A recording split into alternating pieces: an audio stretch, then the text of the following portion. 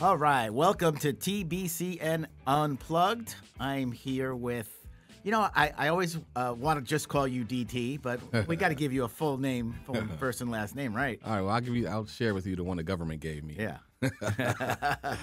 My name is Dwaine Terry. Dwaine Terry, I go by my initials, DT. DT is kind of a public access legend, would you say? Nah, not really. I mean, I've been successful during my public access years. Yeah. And to some people, they may hit me with that label, but I've always just thought of not really a legend, just a pioneer. Pioneer, that's a good name, yeah. Pioneer. How did you first become involved in public access? In Buffalo, right? In Buffalo. So, so my career started out as a film director, a music video director when I was in Oakland. So I born in Buffalo, and my mother moved us out to California about my sophomore year of high school. I got out there. I was totally enamored with the campus lifestyle because I didn't know that existed for high schools. In New York, all the schools are in buildings, and probably rightfully so because of the weather, right? So we moved to California middle of the sophomore year. Okay. And I landed in Oakland, right outside of Oakland, California. Ended up going to a school called Sunset High School. Got there, and it was a campus high school. Like, it was all these different halls that you had to go. You had classes in different halls, which are on different parts of the campus. So in between class, you get a chance to go outside and walk. And, lunch, you can drive off campus and go to lunch. And just a totally different lifestyle. This is like in the 80s, right? Yeah. I'm picturing 80, like Fast Times at Ridgemont High, the big campus. This is 84-ish. Yeah. And so I'm getting there, and I'm just totally wide open. My brain is wide open because this is a totally new lifestyle for me. And, I was ready to learn. I'm in a new environment, and, I now have an opportunity to, maybe learn some new things. Number one, I got a chance to meet new people. Shout out to my man, Frankie Sablon. He was Guamanian. And when I asked him, like, he said, I said, what nationality? He said, I'm Guamanian. I'm like, well, where is that? Like, I didn't even know Guam was a place, let alone they had people. Yeah.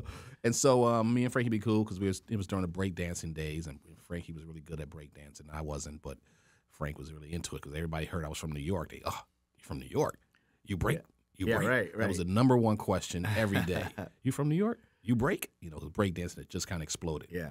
And so I got out, got on the football team and the track team and the basketball team. So I was playing sports at a level I didn't play in New York. And so it was just fun. And so shortly after that, after graduating, I really didn't have any goals in life. I just two things I wanted to do. I wanted to graduate high school, and I wanted to get out of my mother's house. Yeah, okay, like everybody. I ended up getting me a studio apartment almost 2, 3, 4 weeks before my graduation. So I was already out on my own when I graduated in a studio apartment. And that began my journey. I probably, effed off a few years just having fun and running and learning West Coast lifestyle and going to the parties and meeting the girls and hanging with my guys and experimenting with drugs. It was all because at that time everything was new. And everybody was just trying it because you just wanted to see what it was like. And so eventually I realized that the drug thing wasn't really me. I wasn't a big drinker, so getting drunk wasn't something that I had experienced much of. And I just kind of ran around just trying to figure out what I wanted to do, not knowing what I wanted to do. Then shortly after that, I ended up running into some downtime and lost my house. Lost the apartment that I lived in and lost my car. And so, wow. Yeah, and so I found myself homeless for reality a while. hit. Yeah, reality. Yeah. I called it hit Skid Row. I met Skid Row. Yeah. That's when life just throws on the brakes and everything that you were doing comes to a screeching halt at the same time. And I had no answers. I didn't know why this had happened to me.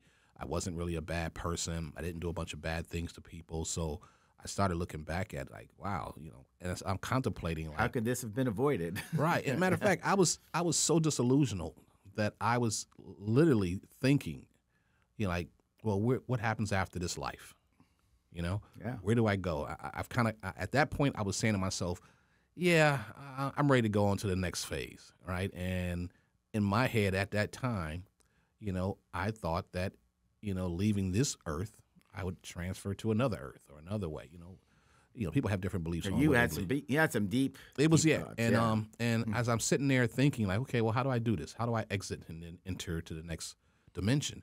And I felt that way because I felt like when life, gave me that lemon, I wasn't able to turn into lemonade, and I felt like no one was there to help me, and I felt like everybody deserted me. And so I kind of felt like, okay, well, then let me just move on. And so while I'm sitting there contemplating this, I'm out in San Leandro sitting by the water at this Mexican restaurant, and they had like right on the side is where people can dock their boats. So I'm sitting on the edge near there, and I heard this music coming from this car. It's like at one point when I'm sitting there deep into thought, all of a sudden I get this this feeling that everything muted. Oh. And I remember almost feeling like, did I just lose my hearing? It was just everything, the sound of the water, the air, the birds, and all I could hear was this song playing from this car. And it was it was New Edition. New Edition? A song called Can You Stand the Rain? Okay. And so I'm listening to this song, and it just spoke to me, the lyrics. And it Okay. said, sunny days will come, everybody knows that, but can you stand the rain? And it made me realize that I was standing in the rain in my life. It was raining on me. And because I knew that I was a good person, I knew this was abnormal for me. I came up, my mom raised me and my two younger sisters, single mom. My grandmother showed me unconditional love. My aunt showed me unconditional love. So I had family support. Yeah, you came from a good place. Right, so right. why, yeah. So why am I here? Why am I homeless? Why am I broke? Why am I starving? Why am I thinking the way I'm thinking? And so the song said that, and that was the moment I snapped out of it when I heard that message. Can you stand the rain? Isn't it funny how music sometimes does that to you? It did. And I've heard people tell stories like that before, Yeah. and I kind of like, yeah, whatever. Yeah. But it actually happened to me. Everything kind of stopped. The lyrics spoke to my spirit. And it said, sunny days will come. Everybody loves them. But can you stand the rain? So then I realized I was standing in the rain, and I all of a sudden snapped out of it and thought, I need to get my life together. End up going home, sitting down, watching TV one day. I had not lost my apartment yet. And I was watching a music video. No matter of fact, I ended up renting a room from someone.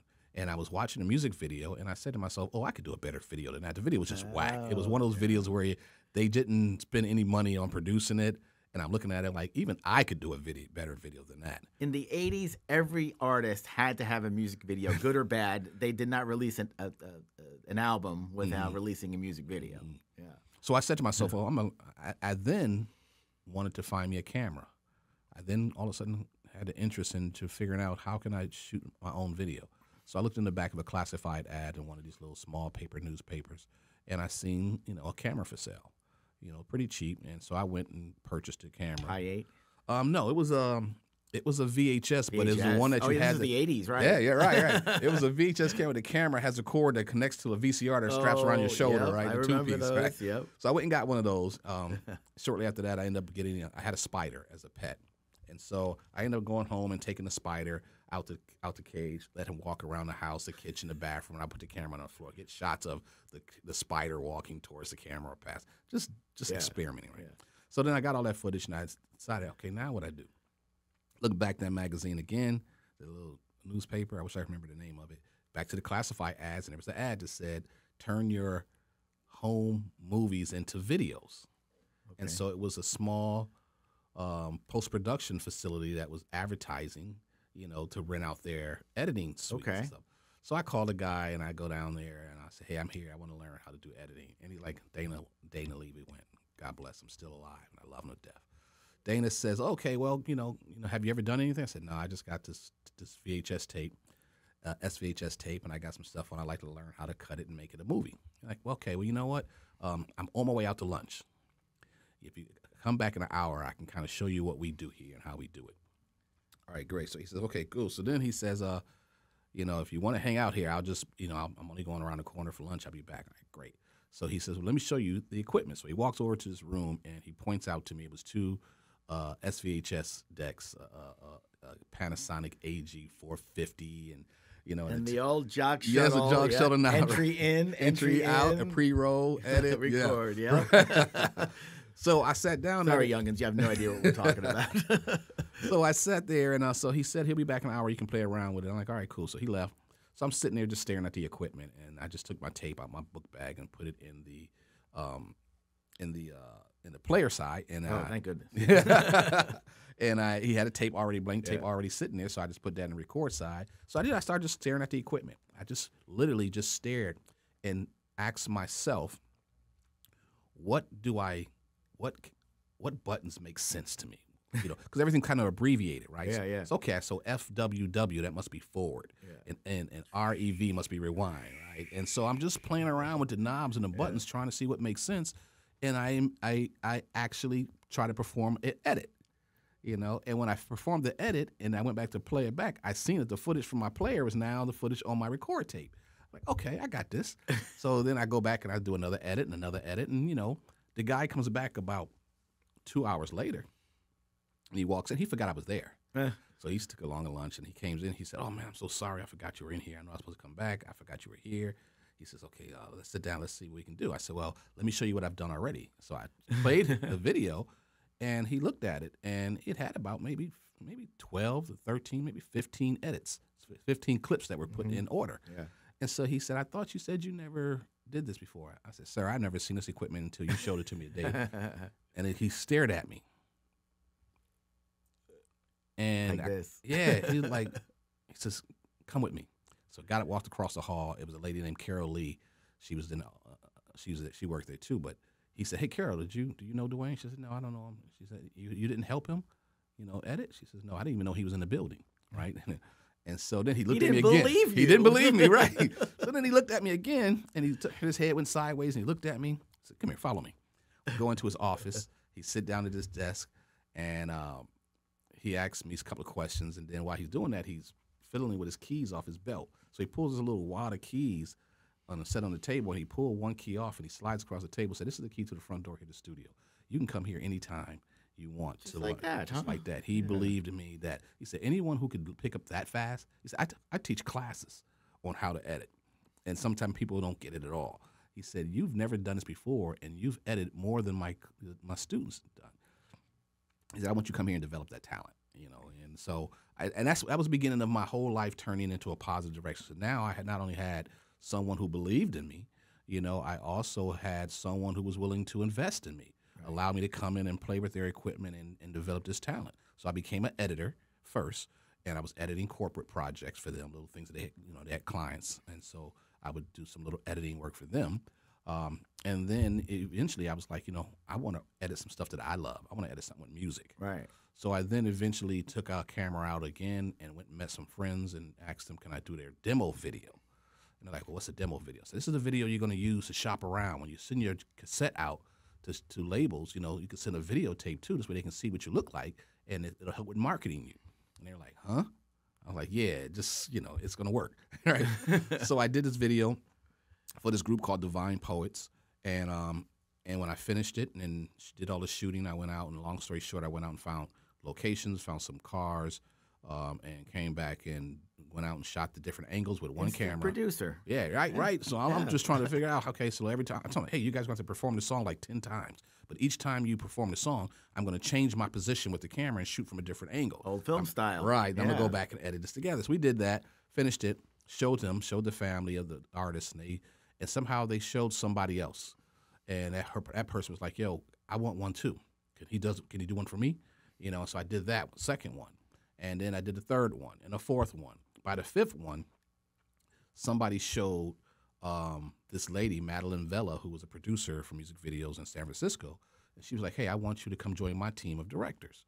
And so we shoot film, you know. So you'll come on the set, you'll watch what goes down on the big productions, and we'll try to figure out how to get you involved. And so the first video film set was a guy named Paris. He had a song called, I think the album's called Break the Grip of Shame. He was kind of a political rapper, kind of like a Public Enemy, but he was the West Coast version of Chuck D. Okay. And he was real political. He even went to Cuba and had lunch with Fidel Castro, which means when he came back to the States, the FBI was on his helmet. They watched and for real. It was bad for him. You know, he was marked. And so he tried to push through his career, and he got a little noise, but didn't really do a lot. But from that, it introduced me to film. And then I got another. Then I went. Now, what kind of film were they shooting? They were shooting 35 millimeter. Oh, wow. Area. Okay, big, I mean, grip trucks. Yeah. You know, the whole production was there. So I was really like impressed. And I didn't know any of this. You know, I just knew that, you know, this lady was going to give me a chance to learn. So then one day, after that video is done, I'm back at her house again. She's planning to do another video. I finally get to go to her house. I'm sitting in her living room, and she's on the phone, you know, being a producer. She's a producer. And she's on the phone talking to the people on the grip truck. She's talking to catering. She's talking to wardrobe. She's talking to the director. I mean, yeah, she's talking to everybody. And I'm just sitting there, a fly on the wall, listening to her, you know. And she's like, she is good. Like, I mean, her energy was so high. She was so sharp. She was so quick. I was like, yo, this is the best I've ever seen. Yeah. So she finally takes a break from the phone call. She gets up and she goes into the bathroom or the kitchen. And I happen to look down on the floor and I see a Spin magazine. I think it was Spin magazine. Mm-hmm. So I picked the magazine up to kind of just thumb through and see what else I can learn. And when I picked it up, under the magazine was a blue plate full of cocaine. So I heard him set the thing back down, and I realized why she was so hyper and so, you know, she was on it. Yeah. So I didn't say anything about it. I just act like I didn't see it and, you know, went on with business. But then 2 weeks later, the video's about to happen. And come to find out, when we get to the video shoot, the grip truck guy and the gaffers, they say, we're not opening our truck until she puts money in our hand. They had been burnt by her before. Oh. So they're like, you know, yeah, we're not gonna pull out anything until we get money in our hand. And by this time, we're out on the set. It's like 8 o'clock in the morning, downtown San Francisco. Crush Records was the label who gave her, I think, $40,000 to do 2 videos, so $20,000 a piece. So the label's there. Those were the days when people actually spent money on music videos. The artist came, and the artist was there. They flew up from L.A. to San Francisco. They brought their parents who flew in with them. And so we're all standing outside waiting to get the video started, and she disappears with the money, right? And so nobody can find her. She's not answering anybody's calls. She's just gone. So some guy said, hey, well, he knows how to do videos. And this guy's talking to the 2 guys who own the label Crush Records, who gave up the $40,000.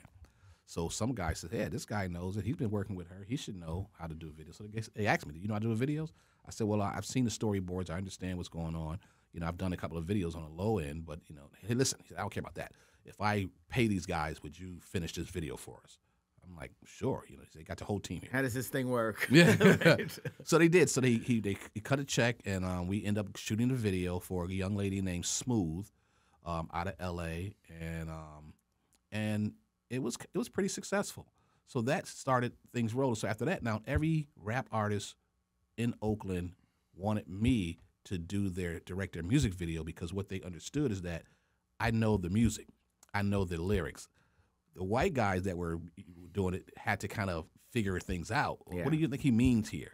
Like, there was times when on that Smooth projects where I seen the storyboards, and they were making the girl look like she was some kind of working girl, when actually her lyrics says she's just the opposite. She's the boss. Okay. But they didn't understand it, so they were kind of, you know, so I actually had them change the storyboards to say, hey, you guys getting this wrong.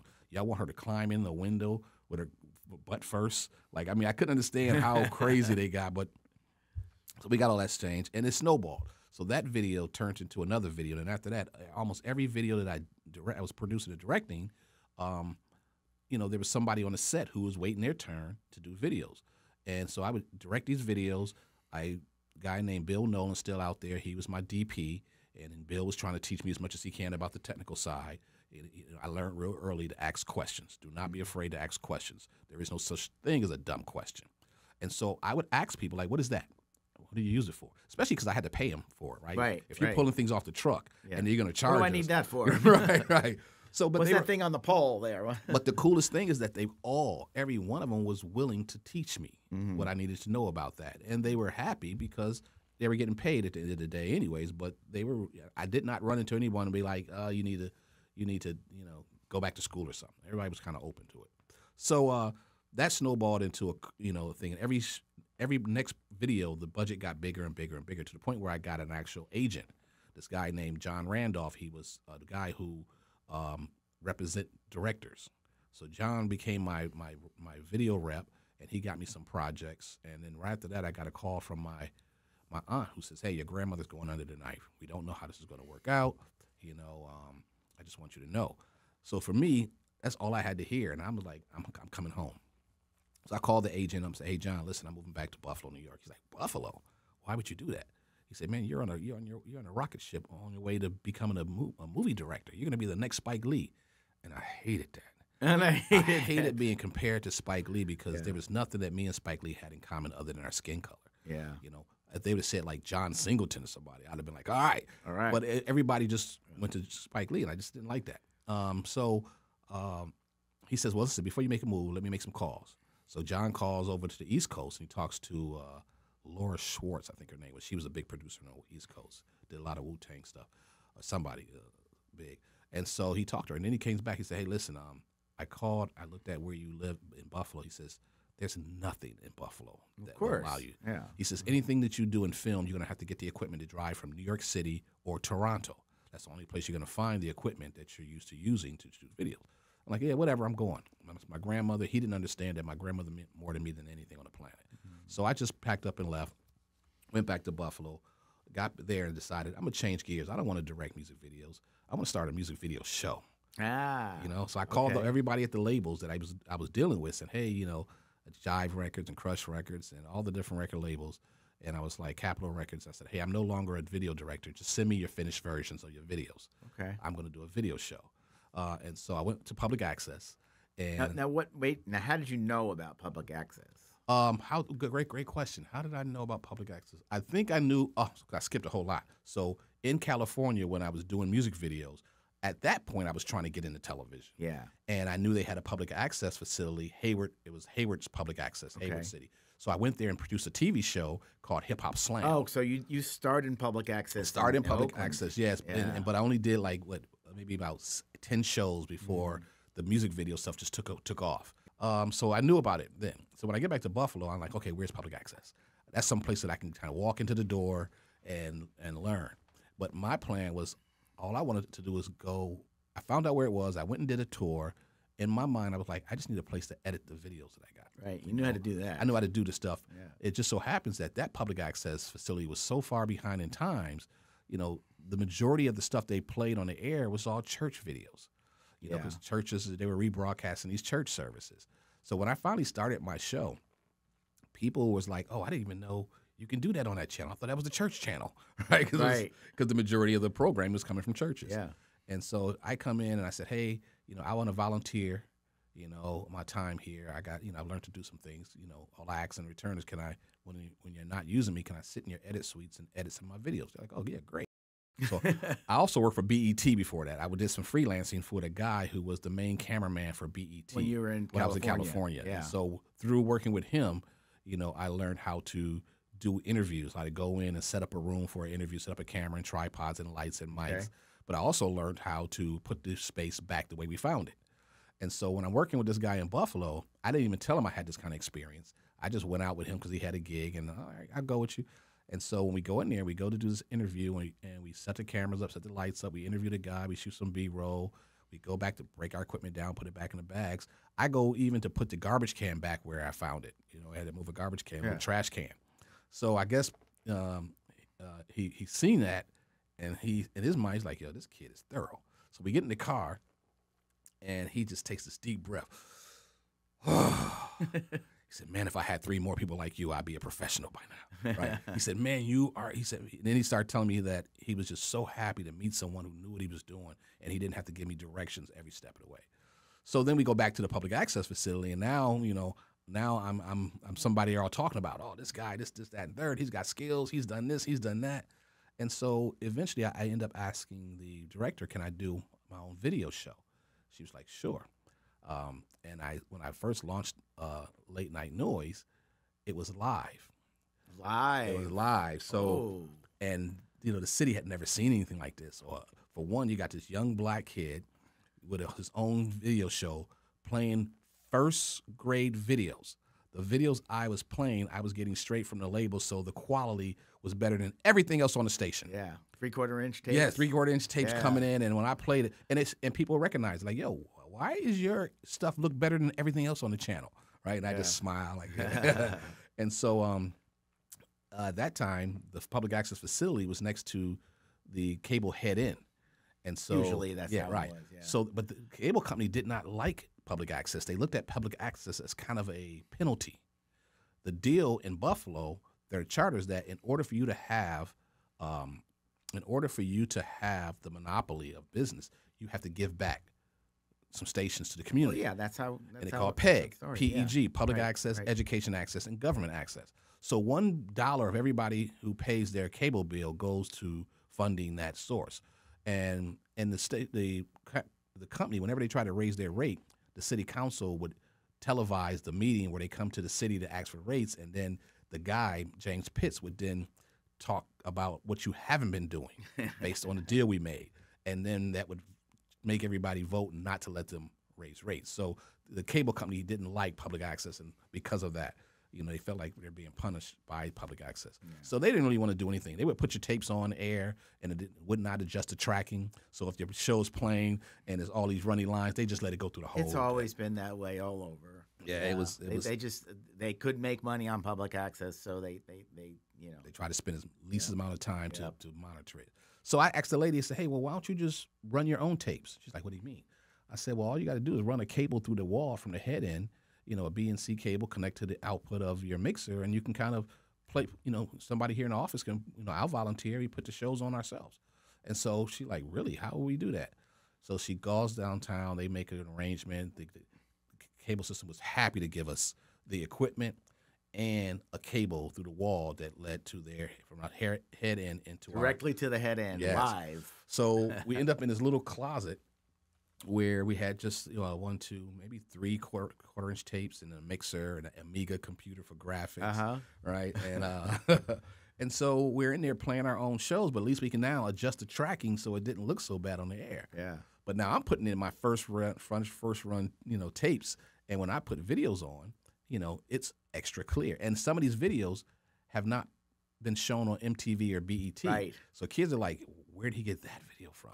I haven't seen. I was breaking videos before anybody, and so that got a lot of attention. Then I decided to put a camera up in a doorway, and so as I'm switching tapes and putting things on during the breaks, I could turn to the camera and speak directly to the people who was watching. So you're basically doing a live show, but playing videos. Yeah, rolling them in, and then so I would turn in back to the camera. So you're listening to Late Night Noise. Give us a call if you want to give me some requests. Let us know. Just call this number. So I gave out the number to the phone sitting right next to me. And the first time it rung, I remember my heart like, oh, this is real. My heart jumped. My blood started racing. And so I pick up the phone. I like, Late Night Noise. And then I ain't hear nobody. Hello, Late Night Noise. And I hung it up. Right. So I put another video on, come back after the next video. Phone rings again. Late Night Noise. And now I could hear some people in the background kind of like giggling and snickering. We're on the air. They didn't say that yet. They just like, they're trying to realize, is this really real? Is this real live? Yeah. So they hang up again, or I hang up. They call back a third time. I say, listen, Late Night Noise, you're going to say something. I'm like, yo, you really, really live? I'm like, yeah. They're like, you really here in Buffalo? I'm like, yes. They're like, wave to me. So I waved, and I heard the whole house erupt. Like, wow. It was just amazing. And so from that energy exploded throughout the city. Everybody started tuning in to watch because here's a video show, rap video show that's live, and it's taking phone calls. The only one. And what time at night was it on? So about 10 o'clock at night. Perfect. Yep, 10 o'clock at night. And so that exploded in ways that's hard for me to describe. Like everybody in the city, mostly black people, all the black people, and then some not, were watching because there was this new thing, this new phenomenon where they had a live local show catering to kids and young kids and black kids in the black community. And so then I started getting preachers who I thought was going to be, I went to church with my girlfriend one time, and so we're sitting in there, and I kept telling her, listen, I ain't into this church thing, and I kept thinking that the preachers were going to be the first ones to push back, say, oh, you're just playing images of our kids, in these wild scenarios. Like, so we're sitting there one day, and the preacher says, we got visitors, visitor stand. So everybody's standing. I'm trying, like, I don't even want to be here. I'm just here because of you. I talked to my girl. She kept nudging, stand. So I finally stand up, and I see him look at me. And I sit down, and I say to her, listen, if he says something to me, I'm going to say something back. I'm going to get up and walk out, all right, if he tries to go there. Right? So then he says, hey, we have a young man in here, a special young man in here today. And I'm like, okay, this is not going to be good. He says, they got a young man in here who somehow found the way, and God has given him the tools and the gifts to capture the attention of all our kids. More of our kids are listening to him than they listen to us. That's a man we need to take He said, that's a So young man. I was going to ask you if anybody ever recognized you. Yeah. So I guess now, at the time, once I stood up and once he recognized me, and then he said who I was, the whole church recognized me, and then that became a new level of fame for me. Right now, everybody's either curious about me, and a lot of them don't know that I'm actually from this city, but I've been gone for 10, 12 years. Yeah, you were gone a while, huh? I was gone, yeah. So a lot of people, only the people who I grew up with knew me, but everybody else I was a stranger to. Yeah. And when they found out I'm really from Buffalo, they're like, really? So that opened up the door, and then all of a sudden, public access became a live entity. Everybody wanted to come and be a part of public access. All the other shows started coming in. People came with ideas, in a way. And so it was incredible. There was a time when they were talking about shutting public access down. This was a turning point for a lot too. Yeah. So at the time when I was doing that, the lady who was in charge embezzled a bunch of money. Now what I know is that she had offered me, your paychecks. At one point they started paying me to stay on staff. And so if you needed your money, she would give you an advance early. And then on payday you wouldn't get it because you got it a week. And that helped people who were in tight times. But apparently she was helping herself too. And then she confided in someone who went and told the board, and then it turned into the big thing. And public access was in the middle of this kind of this racial thing, right, where the white folks felt like public access is over on the east side of town where we don't go to. So we can't be involved in public access because we don't want to go on the east side of town where the public access facility is. So we're not really benefiting from this, so we don't want to have to give money to this. And so there was this whole thing about where would public access go. And when they realized that the lady who had embezzled the money, it gave them a chance that the city council had to sit back and make a vote on what to do. Now that she's going to be arrested and thrown in jail for what she did, what do we do with public access? And so they were talking about just shutting it down. What they realized is that if they shut it down, it was not going to come back on the east side of Buffalo. Yeah. They were probably going to just not. Could they shut it down? Yes, because they were funding it. Remember, the city council was funneling money to it. Yeah.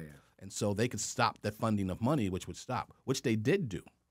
But right before they did that, and I heard what they were talking about doing, I called one of the preachers who was this young preacher, younger than me. And he came in, and I said, hey, you can go live. I'll put you on live, because he wanted to tell everybody Tuesday morning they're going to vote to shut this channel down.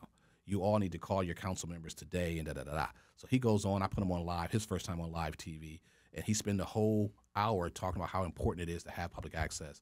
And he wanted everybody to call. You cannot avoid this. You got to call your council member today and tell them do not shut off public access. So then Tuesday morning, the vote comes up. All council members decided to not shut it down. Okay. And to kind of put it in kind of a receivership. Yeah. The facility at the head end, they were like, no, you guys got to leave. We haven't charged our rent in 15 years. If you don't leave in 40 days, we want our back rent. 15 years of back rent. Yeah. And so this was a legal battle. Yeah. So the city said, we got to find a place to build. So at that time, my aunt was a council member. And she came home one day, the same aunt that called me and said, hey, your grandmother's going under the knife. My mom's sister, she says, I want you to come to the meeting. My aunt found $3.5 million in funding to build a new PEG facility. Whoa. Which most people were trying to keep and not let, my aunt was, I heard the word today, she was a disruptor. Okay. When she got on she was really about the people.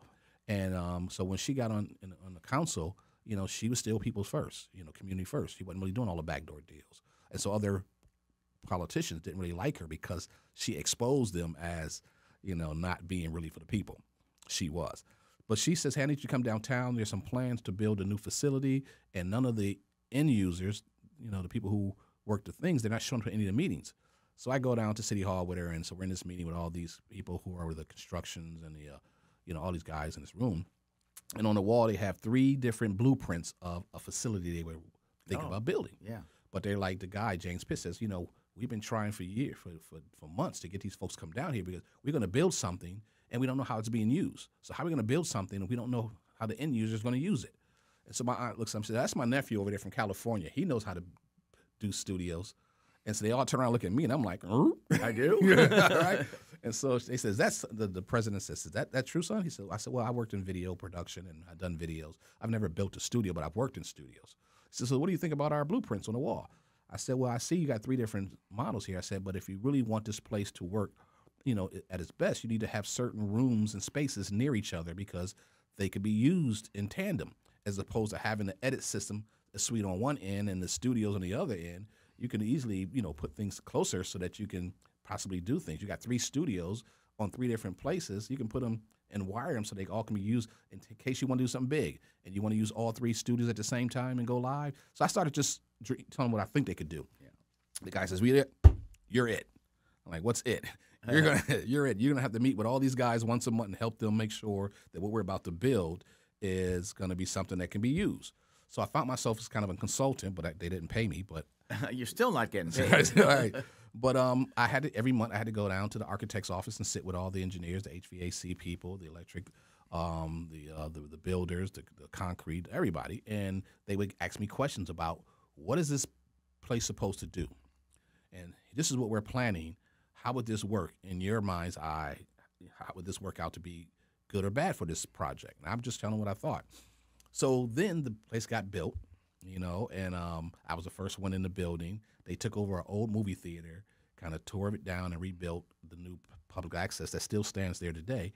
And that was my biggest contribution, is that I can honestly say that, I built the facility. I wasn't hired to build it. I kind of came in through the side door, but the responsibility of seeing it from A to Z was squarely on me, and then didn't get any credit for all that work. Didn't get paid and didn't get my name on a building or a brick anywhere, right? But all I have is I have the pictures of the vacant building when not a piece of equipment was in there. You still have them? And I still have them. Still have them on a floppy disk at home, to prove that I was here when the first doors first opened. And so from there, once we started getting equipment in, then I became the kind of the director, not the director, but the training guy, the technical guy. And so public access started growing in popularity. Are they starting to pay you yet? Public access? Yeah. No, they never paid me. I didn't get paid. I didn't get paid for public access until I came to Tampa. Wow, okay. And when I came here and I started working for TBC, and I came in again as a volunteer. Yeah. But I was living in Riverview, and I just couldn't afford. And I was fresh, down here. Now I came to you guys maybe 2005 or 6, something like that. I mean, it was maybe 10. Yeah, like 10. Yeah. So I was almost like, I immediately, the first thing I thought is, I need to get to public access. When you moved to Tampa. When I moved to Tampa, I had to find public access. Yeah. So I looked it up, found it, came up here, walked past it a few times when I was in the mall, just looked in the window, see what I could see. And then I think the third time I looked at it, I kind of knocked on the bell, and Freddie came to the window, and I talked to her, and then I think I seen Erica walk by, like, oh, black girl. Okay.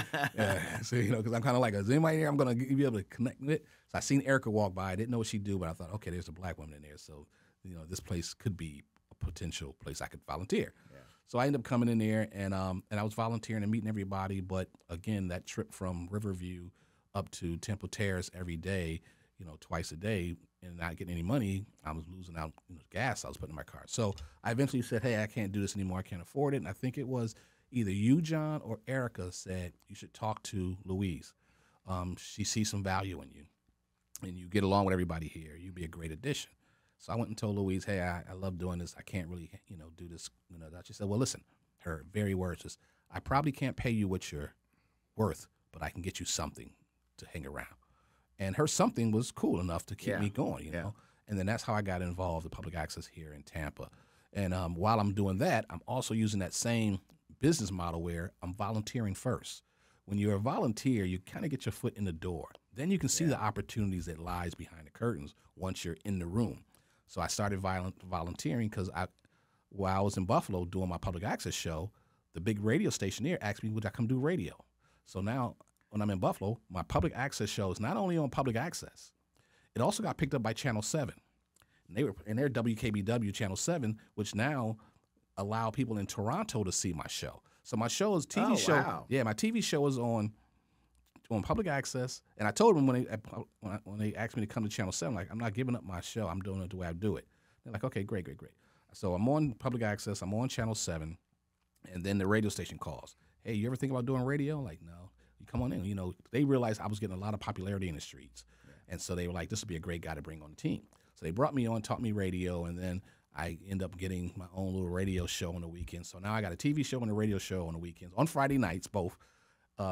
TV shows on 2 channels, the radio shows on Friday night. So from Friday night from 10 to 2 a.m., I'm probably the most viewable person in Buffalo. 4 hours? Well, so the TV show, my show was 2 hours long on public access. It was an hour long on Channel 7, and the radio show was from 10 to 2 that I was doing. So I think I did that like 8-9 years straight. Oh, wow. So again, the popularity that comes with that, because I wasn't the kind of person who was seeking popularity, I just wanted to be good at what I do. Mm-hmm. But because everybody knew me now and I was so visible, everywhere I went, people would see me, stop me, talk to me, thank me.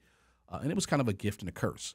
The gift is that there's times when I go to eat, or I took my daughter to eat, someone else paid for our meal. Didn't even say anything, just, where's the bill? Oh, someone else paid for your meal already. Or if I go to a bar or club, I never had to pay to get in. Everybody who's with me gets in for free. And then the bartenders wouldn't take my money for my drinks. But I didn't drink a lot, so they were like, oh, there's 2 or 3 drinks, don't gonna cost nobody nothing. So yeah, whatever you want, get it. And then came the women, right? So Buffalo's such a small city.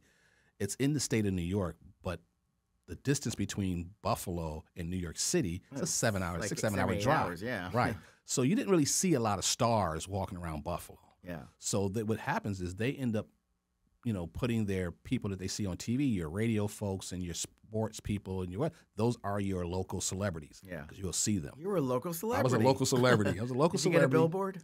No. Was I on a billboard? No, I wasn't on a billboard. No. Yeah. But it was great. And then when I went to Toronto, just to kind of, since they see my show in Toronto, let me go up here to Toronto. It's 2 hours away, right? Yeah.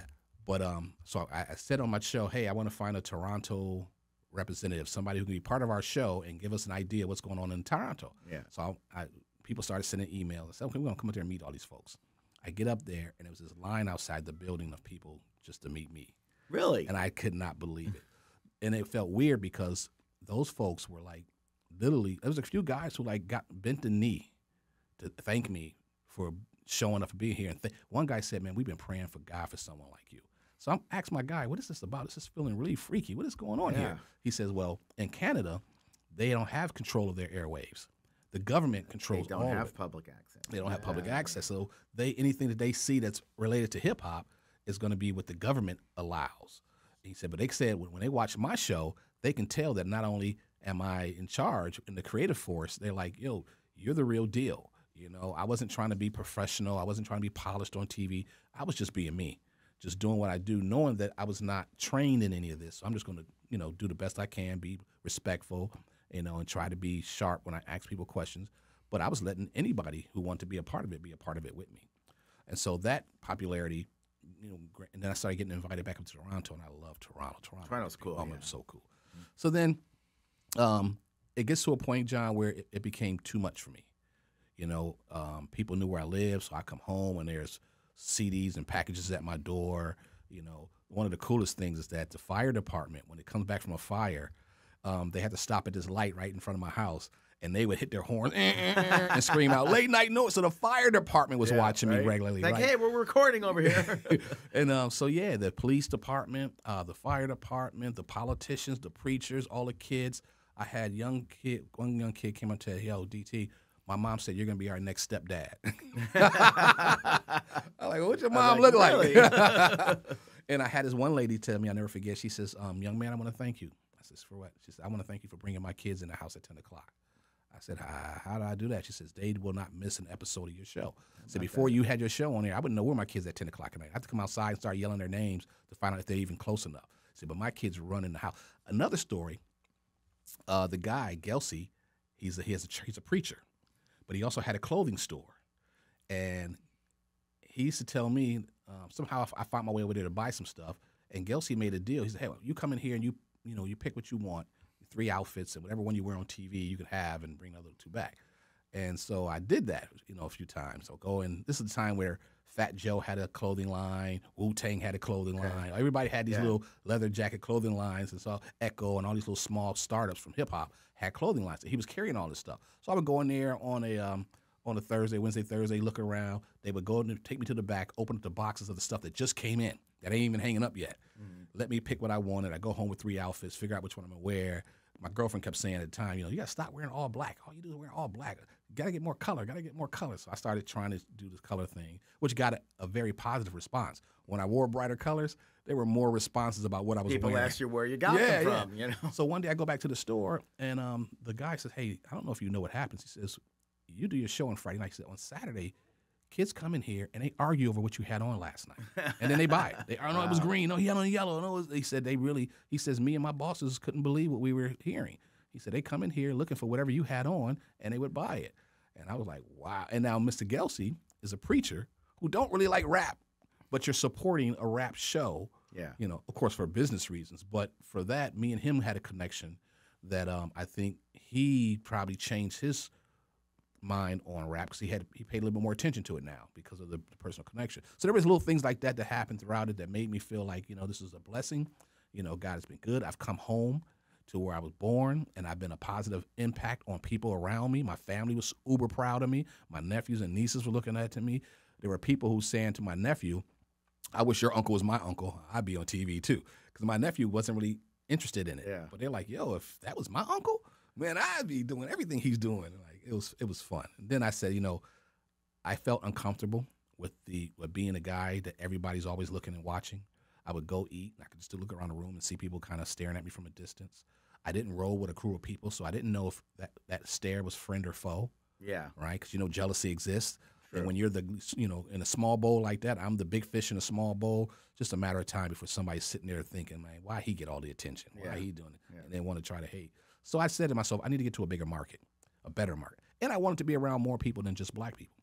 Because what I learned in California, having, you know, meeting my Filipino friend, my Guamanians and the Mexicans, all those different people, that enriched my life. That opened my mind, because now it wasn't me about just being black. I was now watching other cultures and how they move and how they operate and how they dress and what they drove and what they ate and where they ate. And all that stuff was really, I like that. Yeah, so when I come back to Buffalo. Everything. Yeah, when I come back to Buffalo, it's just black and white. Yeah. Right? All the black folks are on the east side of town, the white folks on the other side of town, the Italians on the other side of town. And I wasn't really getting anything new from that diaspora. Right, and so I knew that I wanted to be around more people. Also, you're famous in a small town, but you're not making crazy money at all. No. Making no Which money. is the reason why I left, because I had 3 part-time jobs. Yeah. And then when I got my daughter came, I realized, okay, I have to be able to make enough money to take care of her. And these 3 part-time jobs didn't offer me any health insurance. So thank God I stayed healthy for those 10, 12 years, because had I, you know, got sick, I had no insurance.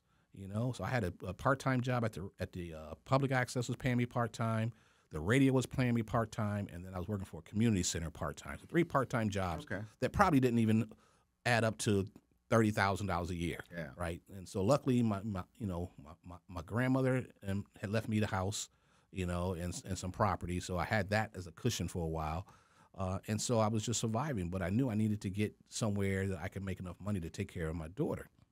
I mean, my daughter and mother wasn't together, you know, so it wasn't like, you know, I had her with me all the time. I had to do that parenting thing where I got my weekends and holidays. But so when I left and I came down here to Tampa, I seen opportunities to do new things again. And, you know, the downside is that my daughter kind of felt like I left her. But, you know, she was 6, 7 years old. She needed to be near her mom. Yeah. She had 2 younger sisters, and her mother had got married, and so she was in a great family situation. But as she got older, she began to question our relationship. You know, who's my dad? Who's my real dad? How come I see this guy every day and I only see you in a week? Until she got old enough to understand that, it was tough for me to have to kind of travel through that. I'm currently writing a book about it. You are? Yeah, because it was some times there I wish someone would have warned me or told me. And with all the friends and guys around me, nobody, you know, warned me, and I had to go through some really tough times on figuring out how to co-parent. And I thought, well, I'm just going to share my journey, and you know, it might tick some people off because I'm going to tell my truth, you know, and I know it's going to make some people mad, but it's my truth, and I want my daughter to know what you know, her first 17 years of her life, the sacrifice I made to stay in her life. And so I get down here, come to public access, and it was a weird time because it was the first time I worked with a group of people that I thought I liked everyone here. We all got along. The only thing that was stopping us was the boss. Right? And I was like, well, I want to say to the boss, you got a great team of people here. Let them go. Let them fly. Let them spread their wings. Yeah. But shortly after that, another friend was like, hey, you know, they got a community radio station over here. And so I went over there and ended up volunteering there. And then almost like instantly, the lady who was, you know, the operations manager was like, hey, I'm leaving. You should apply for my job. I'm like, well, what's your job? She says, I'm operations manager. I said, well, what do you do? And she kind of explained it to me. And she says, listen, I think you'll be great for it because, one, you have skills, and two, you're a great people person. And that's more than half the job is managing these under 200 personalities. Everything you learned up until that point got tied together. Yeah, it did, right? Yep. And so I was like, okay, so I did that, and I became the operations manager, came back over and told Louise I had to leave, and she was happy and not happy, but she was grateful, and I remember when I told her she was eating something in her office, and when I told her she almost choked on her food, right? Which made me feel good because like I got some human emotion out of her that she like didn't want to see me go. Yeah. But then I went over there and then started doing some really cool things over there. And so my whole journey has been. How long have you been there now? Over 10 years? Over 10 years. Yeah. 10 years. Well, this is my 10th year on staff. Okay. But I did do about a year as a volunteer in a program. I started a show over there called the Urban Cafe. I remember, and that was interesting. That was fun because I was able to bring people in again. I never want the light to be just on me. Yeah, I'm always wanting to share it.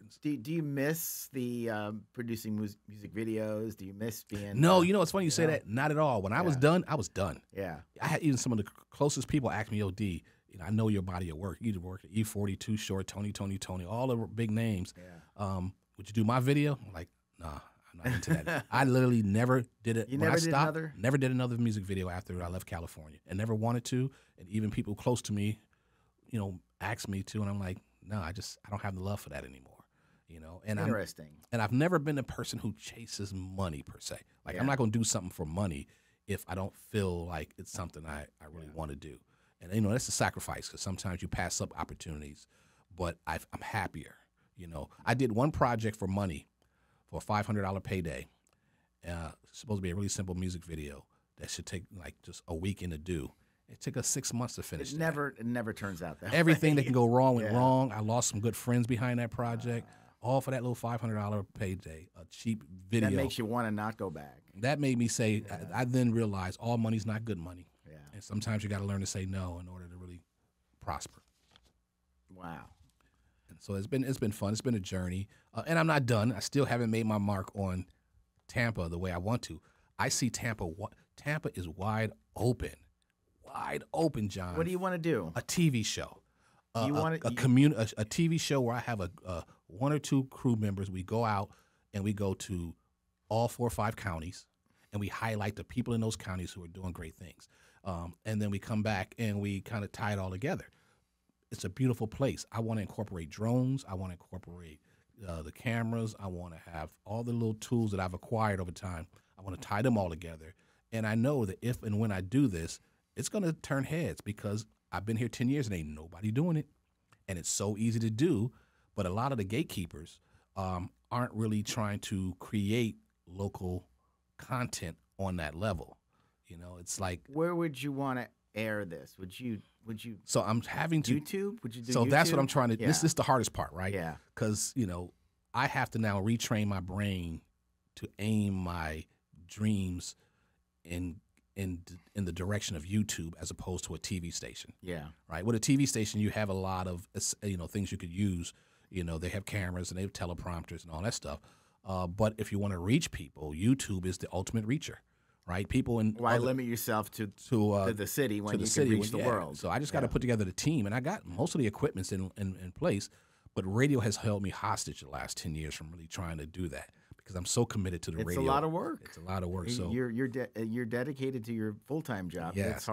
It's hard to freelance. And it's a great full-time job. I have a lot of flexibility. Mm-hmm. I have the ability to buy new equipment for the radio station and train people how to use it. I have an opportunity to push this station forward technically and physically, where that is beautiful that I can go out to Vegas. What's the station? Give them a plug. Oh, okay. Everybody knows. So it's 88.5 WMNF community radio station. It's a nonprofit radio station, which means it operates totally different than probably every other station you're probably aware of, commercial stations. It has one thing I can say about the station, it has its ups and downs, right? They do put people over profit, right? There are people that, I have a couple of people who worked for me, my IT guy and my engineers.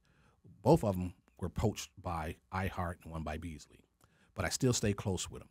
And they both want to come back.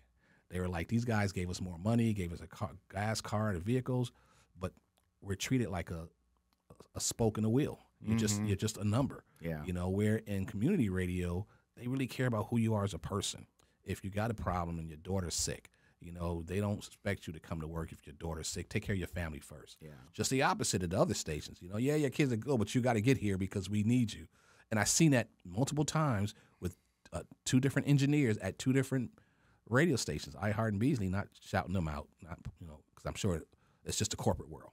All right, when you go into that corporate world, they don't see you as an individual. They see you as a player on their team. Yeah. And they expect you to show up and play every day, regardless of what you're going through. Community radio, just the opposite. They really care about who you are. They care about your family. They care about your kids. They care about your dogs. They care about the trees. They care about community radio is not like public access in the way that it's not a First Amendment station. Right. Public access, community is not. They're not obligated to having to let you come in and have governed airtime. by the FCC? Yes, the license. Yeah, your license, your broadcast license governed by the FCC. So there are some rules. Whereas and regulations. public access is not. Yeah. Yeah. And so not public access. Public access is TV, not radio. Yeah. Right. And public access is not governed by. Yeah, you still got your 7 dirty words you can't say on TV. You still have some. We've got some flexibility. Okay. We've got some flexibility. Well, that's a whole nother story. Well, yeah, because if you talk about that safe harbor hours, Yeah. I've done a lot of research, and that doesn't really exist. Yeah. The way people think it exists. And so there's always that conversation about, can you do this, can you do that? It depends on what time of the day and what platform you're on. We can choose the time to put you on, but we cannot take you off the air. Right, okay. Yeah. And so with community radio, they're not obligated. They're a business. Yeah. You know, it's a non-profit, but they're not, you know, it's not mandatory by any government that we let you have airtime. Okay. You know, that airtime is you chose, and it's the easiest airtime to get. If you follow the instructions and do it the right way, they're always looking for more content. And because all of the programmers are all volunteers, there's times where people time out because their life changed. They can't volunteer. They can't show up. But then there's a ton of people who don't go away, right? Right. A lot of people who are there who've been doing it 30, 40 years volunteering, you know. And for some of them on staff, it's their last chance to work at a radio station to collect a check. So when we're looking for volunteers, our most dedicated volunteers are people who are retired. Yeah. And who just still want to stay. I was a volunteer there, as you know. And then life got in the way and you moved on, right? So you're not old enough yet. Yeah, You're still right, not old yet. I'm getting there. Yeah. But it's an incredible thing to see the people who volunteer, how dedicated they are to that service. Yeah. You know, I've never witnessed, and even the money that the station raised, you know, to see people put the station in their will, you know, people donating airplanes and cars to the station. Oh, that's fabulous. Yeah, it's just amazing that, you know, there's people on this earth who love something so much that they think. We have people who didn't have us in their will, but when they died, their family members knew how much that radio station meant to them, and they make sure the station got something. Yeah. You know, okay. all these scenarios on how much people love the station is incredible. And so it's, like I said, it's one of the most incredible places I've ever worked because of that, you know, that love. How many volunteers would you estimate that they have that are active? Active about 150 every week. That's a lot. And that's really good. And that's just active. That's just active. That's coming into the station. Which means there's thousands in your database. Right.